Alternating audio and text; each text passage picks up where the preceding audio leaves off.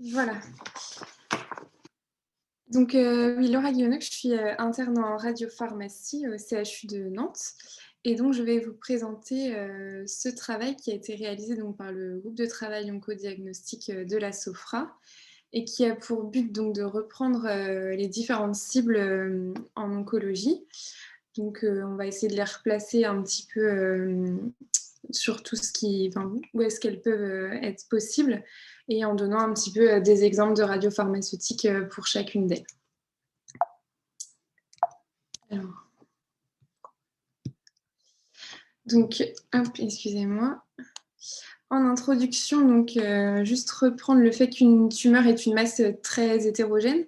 Elle est composée de cellules tumorales dont le phénotype est variable, mais aussi de cellules non tumorales qui vont être enchevêtrées avec les cellules tumorales. Et ces cellules non tumorales représentent le micro-environnement tumoral. Donc, ce micro-environnement, il est indispensable pour la croissance et la vie de la tumeur. Et donc, de nombreuses interactions existent entre la tumeur et son micro-environnement. De cette organisation assez complexe découle une multitude de cibles possibles, que ce soit en diagnostic et en thérapie. Donc, les cibles possibles vont être les cellules tumorales elles-mêmes, évidemment, mais aussi donc, les cellules qui vont être impliquées dans les interactions entre la tumeur et son micro-environnement. Et enfin, on peut aussi cibler les cellules présentes dans le micro-environnement uniquement. Donc là, la présentation va se répartir selon ces trois points.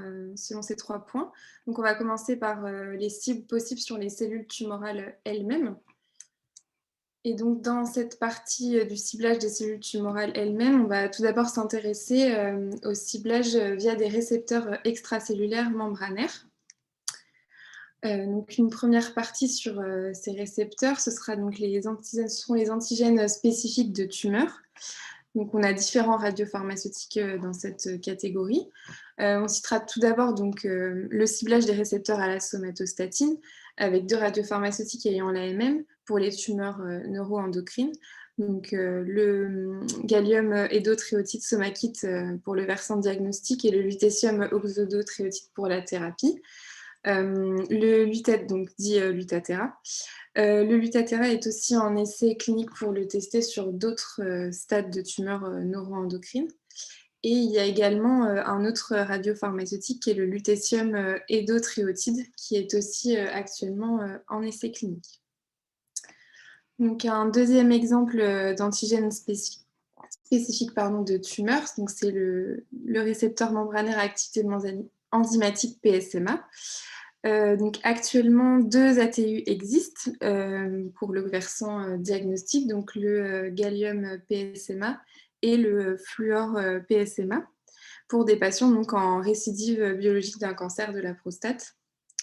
Mais donc plusieurs essais cliniques ont eu lieu ou sont en cours pour le versant donc, theranostique, avec notamment par exemple l'essai PSM addition, où le statut de la tumeur est testé via une TEP donc au gallium PSMA. Et si cette TEP est positive, le patient peut être randomisé dans le bras traitement avec du lutécium PSMA.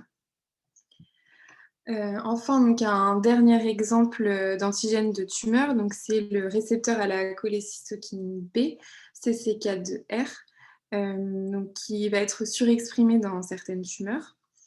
Et donc, il y a un essai clinique qui est en cours de début, de chez 2 biopharmes, qui va tester donc, un analogue peptidique de la minigastrine, qui est donc le peptide qui va aller donc, se cibler sur ces récepteurs. Donc c'est le même principe que pour PSM addition, c'est theranostique. Donc il y a une première partie avec du gallium pour évaluer la fixation du peptide à la tumeur, puis une partie avec du lutécium. Et donc cette ce radiopharmaceutique sera testé dans différents types de cancers, cancer bronchique, colorectal, du sein ou bien gastro-intestinal. Donc, ce sont 3 exemples de peptides qui ciblent des antigènes spécifiques de tumeurs, mais bien sûr, il y en a d'autres et il y en a d'autres qui vont arriver. Ensuite, donc, une autre cible extracellulaire possible, c'est une enzyme membranaire qui, avec l'exemple de l'anhydrase carbonique 9, donc,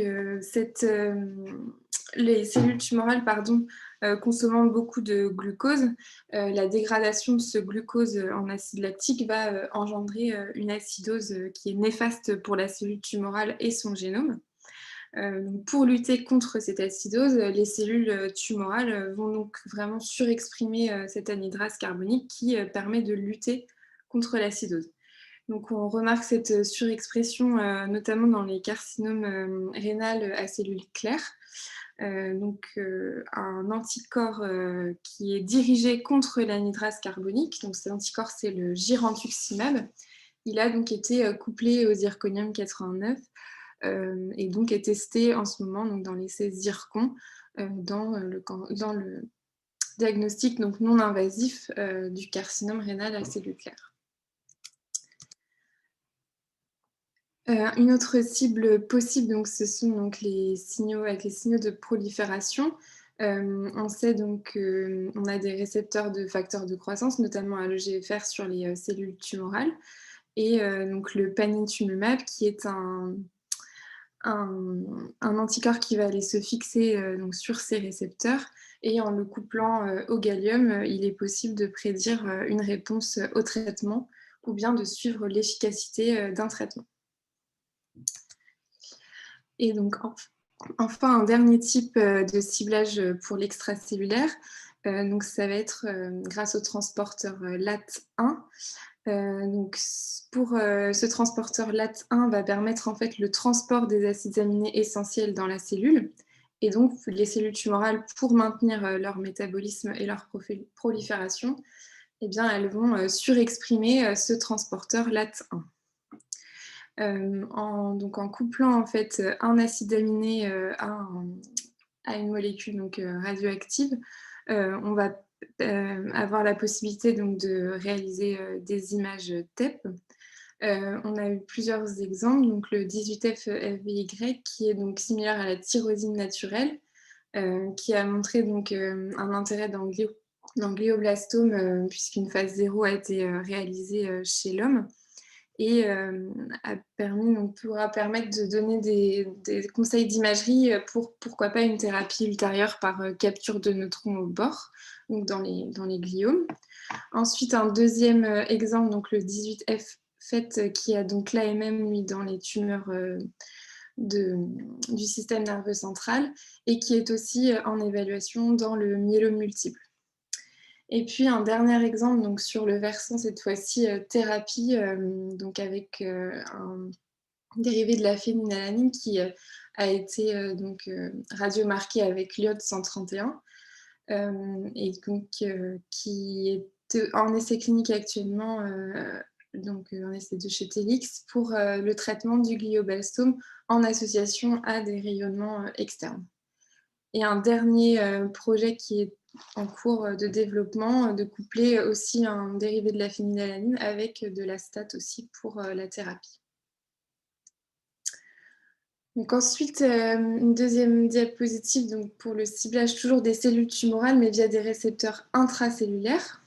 Donc on va commencer par des agents très connus donc, qui vont cibler donc, du métabolisme, donc le 18FDG, 18F-DOPA, 18F-choline, donc qui sont très répandus. Et en complément, une nouvelle voie qui est à l'étude, c'est la voie du tryptophane. Donc un développement sera possible sur des dérivés du tryptophane ou bien des inhibiteurs sur cette voie.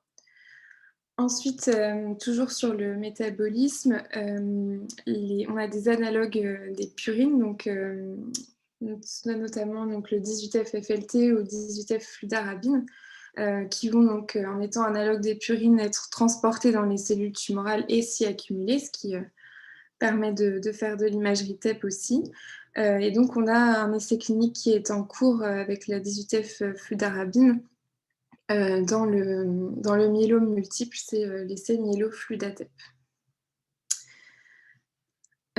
Toujours donc sur des cibles, pour, voir le métabolisme, on peut, utiliser donc des traceurs de l'hypoxie. On sait que l'hypoxie, c'est un facteur, d'agressivité tumorale et aussi de possible résistance, thérapeutique.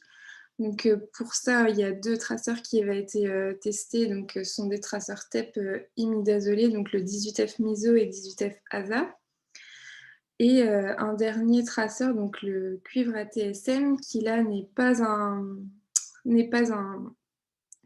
imidazolé, qui a un mécanisme un peu différent basé sur, la différence de potentiel, transmembranaire, mais qui donne aussi des indications sur, l'hypoxie.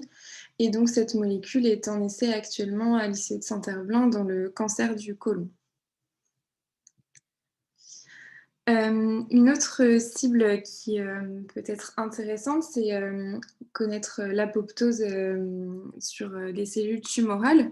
Une molécule avait été, développée, c'est, un radiopharmaceutique pardon, 18F-annexine puisque, l'annexine, a la capacité de se lier à la phosphatidylsérine qui est un marqueur de l'apoptose. Ce moyen permettrait vraiment d'avoir une évaluation précoce de la réponse clinique, mais c'est une molécule assez ancienne et qui n'a pas vraiment eu d'avancée récente, sur ce sujet, en tout cas pas retrouvée.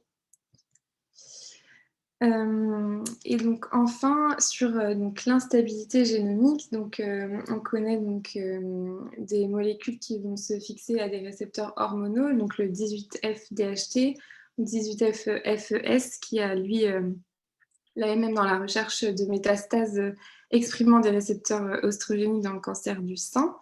Une nouvelle classe, de médicaments, a été créée. Donc ce sont les inhibiteurs de PARP. Donc la PARP, c'est, la poly-ADP ribose polymérase, qui est donc une enzyme de réparation, de l'ADN nucléaire. Cette voie de réparation, coexiste avec la voie, BRCA. Et quand la voie BRCA est mutée et donc inactive, il est possible de traiter ces patients avec des inhibiteurs de PARP. Comme ça, les 2 voies sont bloquées et le traitement est efficace. Donc plusieurs inhibiteurs de PARP ont eu l'AMM récemment, c'est le cas de l'olaparib par exemple. Il est intéressant de pouvoir penser à coupler ces inhibiteurs de PARP avec par exemple le 18F pour avoir un réel compagnon diagnostic, pour pouvoir sélectionner les patients qui vont répondre aux molécules froides. Et ces PARPI ont également un aspect theranostique qui va peut-être être possible avec un possible couplage d'un inhibiteur de PARP à la STAT, qui est aussi en développement. Donc, en deuxième partie, on va parler des cibles que l'on va pouvoir avoir au niveau des interactions entre les cellules tumorales et le micro-environnement. Donc, une première interaction possible va être de cibler l'interaction entre la tumeur et les lymphocytes T, qui sont présents dans le micro-environnement tumoral. On sait que les lymphocytes T qui infiltrent les tumeurs peuvent être suivis via leur phénotype CD8, mais cela ne rend pas toujours compte de leur efficacité antitumorale. Puisque face aux réactions immunitaires antitumorales, les cellules tumorales vont développer des phénotypes qui seront particuliers. Et donc, une des stratégies des cellules tumorales va consister à surexprimer la protéine PDL1. Cette protéine PDL1 va interagir avec la protéine PD1 qui est exprimée par les lymphocytes T. Et cette interaction va inhiber la production de cytokines par le lymphocyte. Donc ceci résulte à une résistance des cellules tumorales face au système immunitaire qui ne peut plus agir. Donc, plusieurs thérapies dites ciblées consistent à administrer des anticorps ou leurs dérivés qui vont être capables de bloquer cette adaptation tumorale à son environnement. Donc, c'est le cas de nombreuses molécules qui existent en cancérologie. Donc, ce sont les anti-PDL1 ou anti-PD1. Et donc, par le blocage de cette interaction PDL1-PD1, le système immunitaire sera de nouveau fonctionnel pour détruire les cellules tumorales. Et donc, l'objectif, c'est le couplage d'un isotope radioactif à un de ces anticorps ou dérivés pour avoir un suivi de l'efficacité de ces thérapies et aussi une prédiction à leur réussite. Donc, il y a eu plusieurs molécules qui ont été couplées, notamment au zirconium-89, donc l'atezolizumab, le durvalumab, et il y a aussi eu un couplage avec le cuivre. Donc, ça a montré un intérêt pronostique et de suivi, mais il y a encore des études qui sont en cours. Donc, un autre axe majeur de suivi des interactions tumeur-environnement va consister à explorer finalement les modifications des phénotypes tumoraux qui vont conférer un pouvoir métastatique aux cellules tumorales. Donc l'environnement tumoral, on sait qu'il sécrète des chimiokines qui vont aller se fixer sur les récepteurs CXCR4 des cellules tumorales. Et cette fixation va entraîner la migration et la formation de métastases. Donc, en conséquence, les cellules tumorales vont surexprimer ce récepteur CXCR4 pour contribuer à la croissance tumorale, à l'invasion et aussi aux métastases. Donc, il a été démontré qu'en antagonisant ce CXCR4, on va vraiment perturber les interactions tumeur-stroma.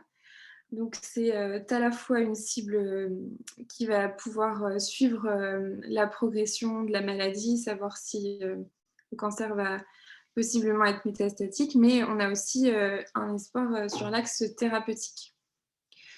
Donc, il y a un essai clinique qui est en cours avec le gallium pentixaphore, qui a montré des images parfois meilleures que le FDG sur le myélome multiple, donc c'est l'image en haut à gauche. Et puis suivra également un essai clinique avec le lutetium pentixater pour le versant thérapeutique, toujours dans le myélome multiple. Et du développement est aussi en cours pour essayer d'améliorer l'affinité du pentixaphore ou du pentixater au CXCR4 humain en modifiant la molécule, donc en modifiant le synton qui lie le DOTA au pentapeptide. Donc la dernière partie va un petit peu détailler les cibles du micro-environnement tumoral. Donc on va commencer par la cible de demain certainement, ce sont les fibroblastes associés au cancer.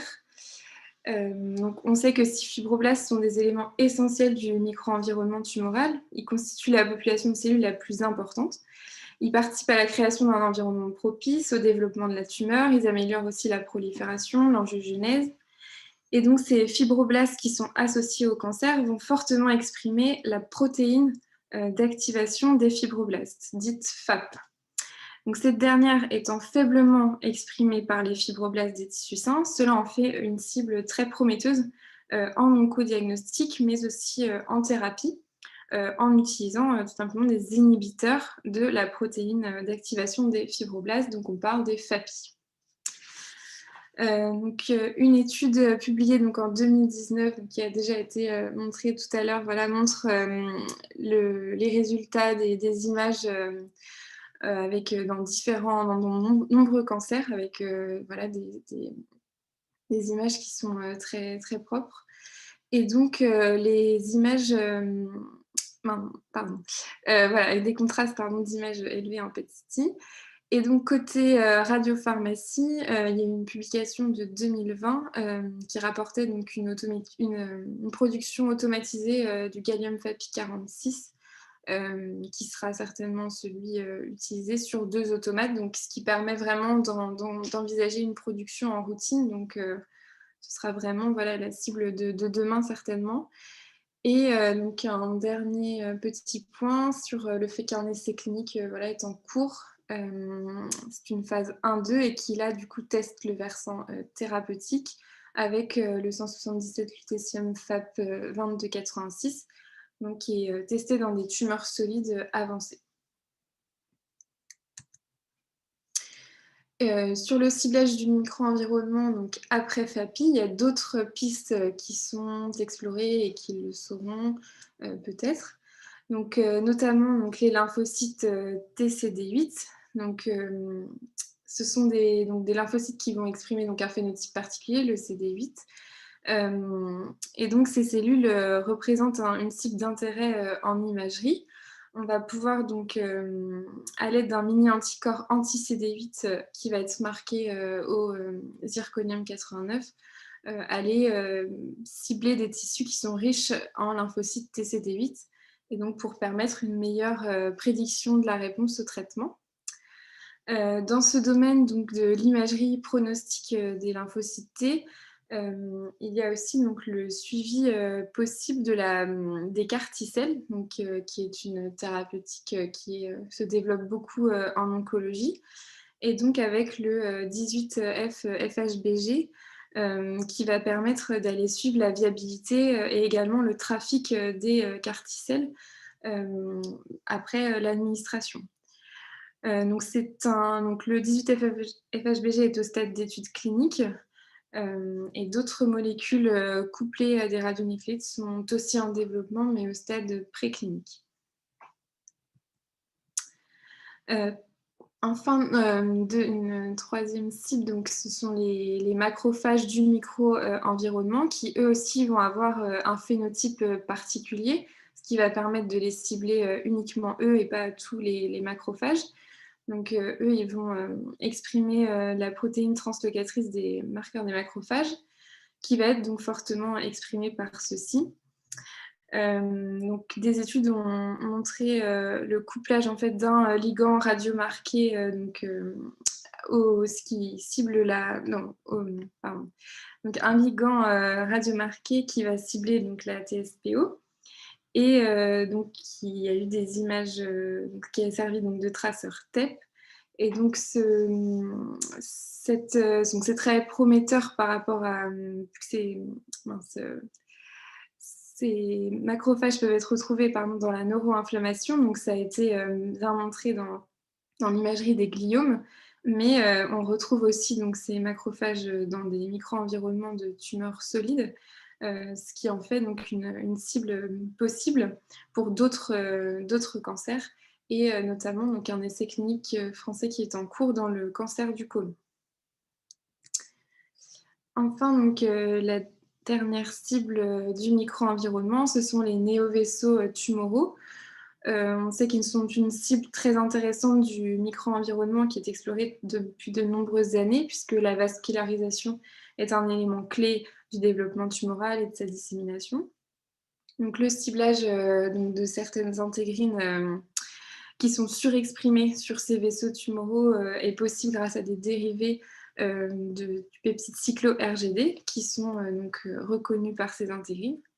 Donc, de nombreuses molécules ont déjà été développées, dont certaines sont encore en cours d'étude, mais pour l'instant, aucune n'a fait de demande d'AMM. Donc, c'est une cible à suivre également. Voilà, je vous remercie pour votre attention.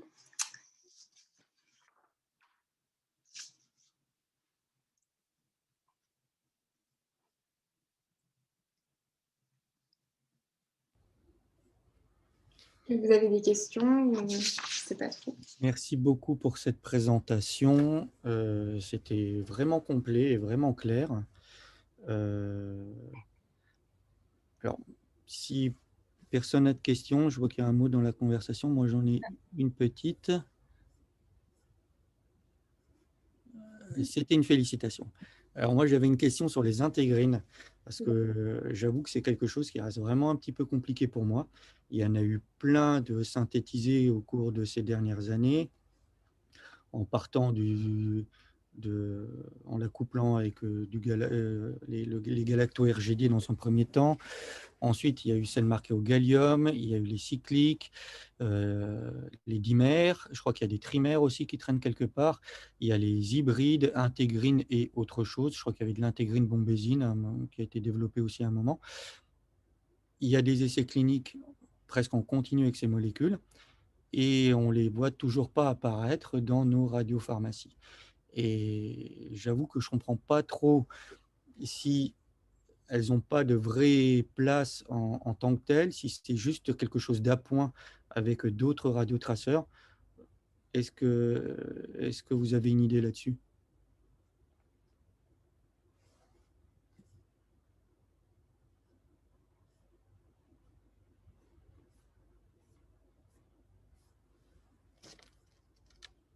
Allô?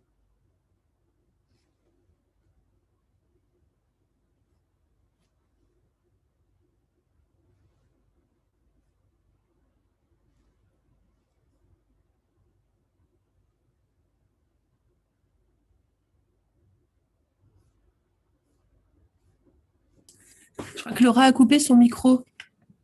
Ah, Ah oui, en effet, désolée, je parlais dans le vide.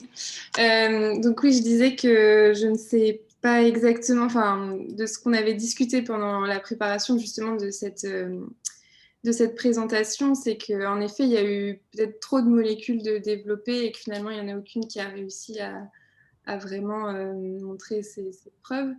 Mais j'ai pas plus de recul là-dessus en fait pour savoir pourquoi ça n'avance pas vraiment sur ce type sur cette cible-là. d'accord. Une question? Sinon, j'en ai encore une autre. Mais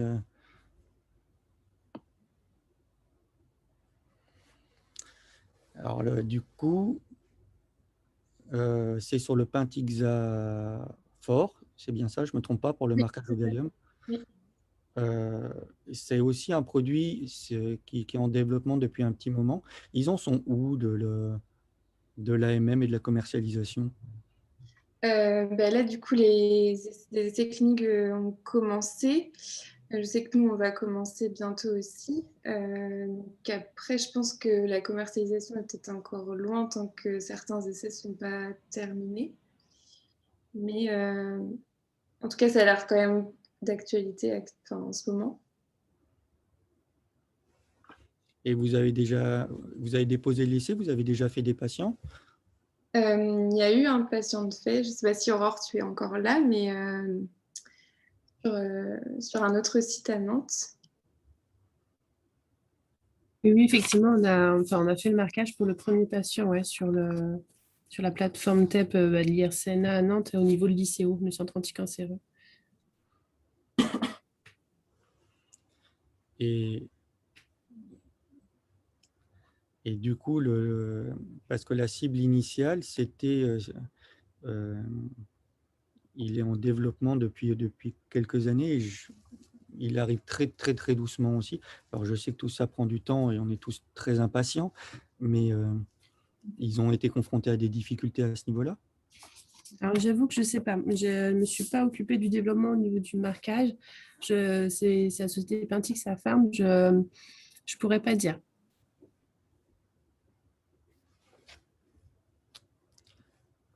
Est-ce qu'on a d'autres questions?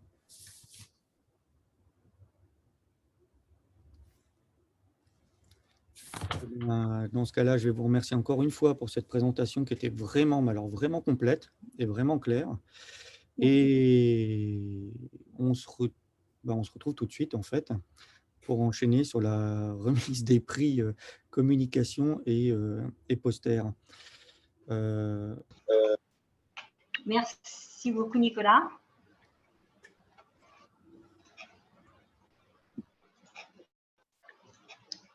Donc,